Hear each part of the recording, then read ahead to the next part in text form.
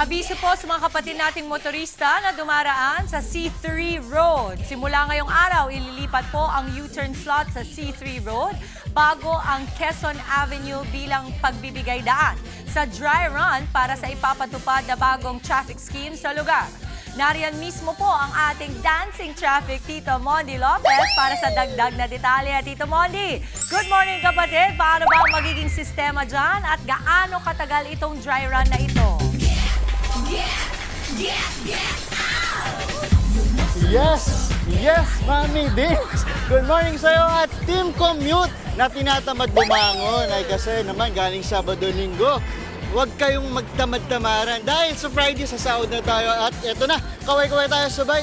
Dahil ito sabi nga ni Mami Dings, pakita natin dito magkakaroon nga ng level up itong C3 Road bago ang Quezon Ave northbound. Pakita natin. Ito po nakikita nyo na yan. Ayan, ito po yung U-turn na sinasabi natin na ililipat maya-mayang alas 10 po ng umaga. Ito natin, wala pang, ayun, yung U-turn ng ating motorsiklo. Ayan, kita nyo na po. Medyo bumibelo lang dahil mahirap po ang beluhan dito. Ito ng U-turn set na yan na sinabi natin, ilipat po yan palapit sa Skyway off-ramp. Pakita po natin. At humarang yung bus. Teka lang, pakita po natin. Ito mga kapatid, yung paglagpas ng bus na yan na naka-hazard, yung kulay puti na nakalagay doon na Skyway entry, sige po, usog pa tayo. Usog, bilisan po natin. Ayan, natakpan na siya. Pero di ba may kulay green?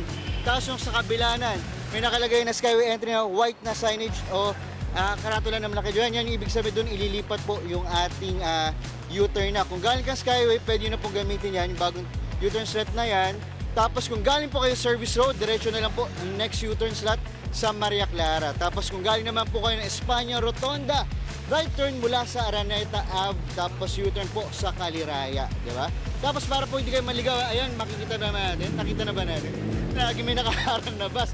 May overhead signage po dyan na Skyway para po yan sa ating mga motorista. Tapos kung papunta nga rin ko yung Banawe, Espanya, Maria Clara at Del Monte, doon lang po kayo mag-exit sa may Maria Clara off-ramp. At kung papunta naman kayong Caliraya at sa Commonwealth, doon naman po kayo sa Quezon Ave ramp mag-exit. O, di ba? Yan naman po. Malaking tulong yan po para masubukan kung magiging maayos ang ating traffic scheme in 2 weeks po mula ngayong araw. Yan muna ating live na update dito sa Quezon Ave C3 Road.